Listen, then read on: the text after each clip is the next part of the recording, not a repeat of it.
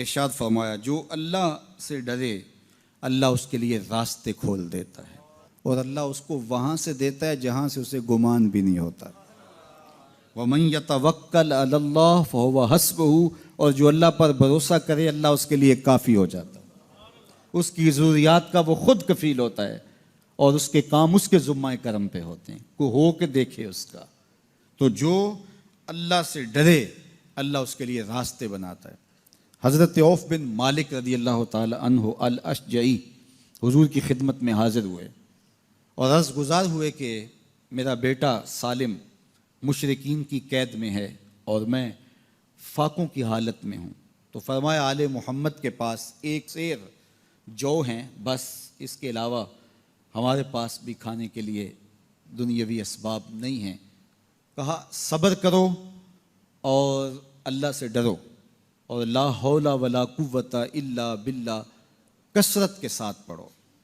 یہ ایسا وظیفہ ہے، ایک حدیث پاک میں آتا ہے کہ یہ 99 بیماریوں کا علاج ہے، اس میں سب سے کم درجے کی بیماری ہم اور غم ہے۔ یہ دکھوں کا مداوع ہے، مشکلات کا علاج ہے، اور یہ وظیفہ میرے حضور نے بتایا۔ حضرت ابو ذر غفاری رضی اللہ تعالیٰ عنہ کو حضور نے 5 چیزیں بتائی تھیں، ان میں سے 5ویں چیز یہ تھی کہ ابو ذر کثرت کے ساتھ لا حول ولا قوت الا باللہ پڑھا کرو۔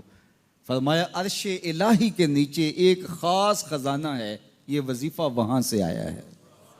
یہ زندگی میں معمول بنا لو، جب پھنس جاؤ مشکلات میں آ جاؤ تو لا حول ولا قوت الا باللہ پڑھو، اللہ راستے کھولے گا۔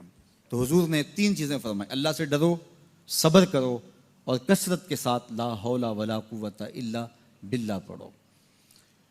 وہ فرماتے ہیں کہ میں یہ عمل شروع کیا، ابھی گھر میں بیٹھا ہی تھا کہ دروازے پہ دستک ہوئی، تو میں اٹھا کہ دروازہ کھولوں دیکھوں کہ کون ہے، تو دروازہ کھولا، دیکھا میرا بیٹا کھڑا ہے اور اس کے پیچھے 100 اونٹ کھڑے ہیں۔ تو میں نے کہا کہ تم اور یہ اونٹ؟ کہا مجھے موقع لگ گیا، میں ان کی قید سے بھاگ آیا اور آتے آتے ان کے 100 اونٹ بھی ہانک لایا ہوں۔ وَيَرْزُقْهُ مِنْ حَيْثُ لَا يَحْتَسِبُ، وہ تمہیں وہاں سے رزق دے گا جہاں سے تمہیں گمان بھی نہیں، اس کے ہو کے تو دیکھو۔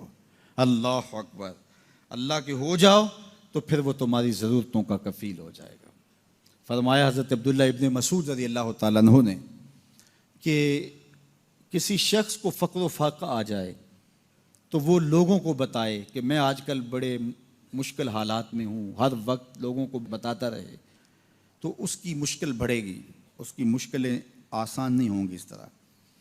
اور اگر وہ اپنی اس مشکل کو کسی سے شیئر نہ کرے بلکہ مصلی بچھا کے اپنے رب سے کہے کہ مالک فقر و فاقہ آ گیا ہے اور اس کا علاج تیرے پاس ہے، اس مرض کا مداوع تیرے پاس ہے۔ تو حضرت عبداللہ ابن مسعود فرماتے ہیں کہ رسول کریم نے فرمایا جلد یا بدیر اللہ اس کو مالا مال فرما دے گا۔ یہ بھی کبھی کر کے دیکھو، مشکل آ جائے، فاقہ آ جائے، مصیبت آ جائے، کسی سے نہ کہو، صرف اپنے رب سے کہو، پھر دیکھنا اس کی کرم نوازیوں کا می کیسے برستا ہے۔ فرمایا اللہ پر بھروسہ کرنے کا جو حق ہے اگر وہ تم ادا کر دو، وہ تمہیں ایسے رزق عطا کرے جیسے پرندوں کو عطا کرتا ہے۔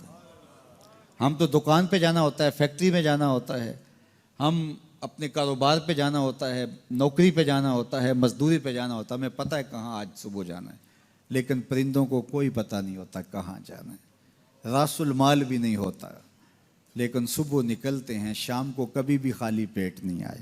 بن توکل پنچھی اڑ دے، خرچ نہ پلے زیرا ہو۔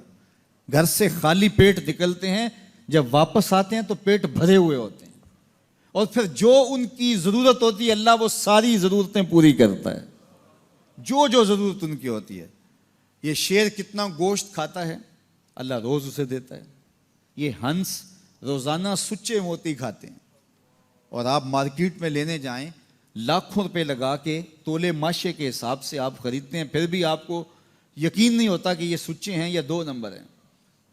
اور ہنس دنیا پہ کروڑوں جانور پائے جاتے ہیں، روز کھاتے ہیں، صبح بھی، شام بھی، دوپہر بھی، پیٹ بھر کے کھاتے ہیں، اللہ روز انہیں عطا کرتا ہے۔ کہا اس پہ بھروسہ تو کر کے دیکھو، وہ تمہاری ضرورتوں کا کفیل ہوگا، اس پہ بھروسہ کرو گے وہ تمہیں وہاں سے دے گا جہاں تجھے گمان بھی نہیں ہوگا۔